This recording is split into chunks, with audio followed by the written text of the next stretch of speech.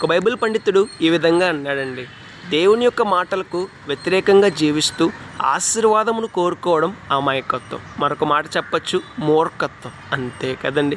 ఎవరైతే దేవుని యొక్క మాటలకు వ్యతిరేకంగా జీవిస్తారో వారు ఆశీర్వాదమును కాదు కానీ ఆశీర్వాదముకు వ్యతిరేక పదమైన శాపమును పొందుకుంటాడు, నష్టమును పొందుకుంటారు, కష్టాలను పొందుకుంటారు. ఎందుకంటే దేవుని మాటలన్నీ మానవుని యొక్క మేలు కొరకే ఉన్నాయండి.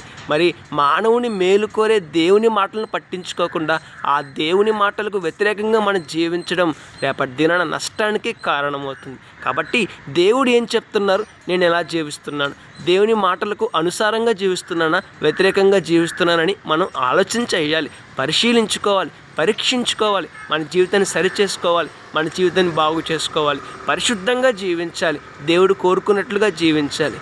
దేవుడు కోరుకున్నట్లుగా జీవించకుండా ఆశీర్వాదాన్ని కోరుకోవడం ఎంత మాత్రమును మంచిది కాదు, అది ఎంత మాత్రమును జరగదు. మరి మన జీవితం ఎలా ఉన్నది?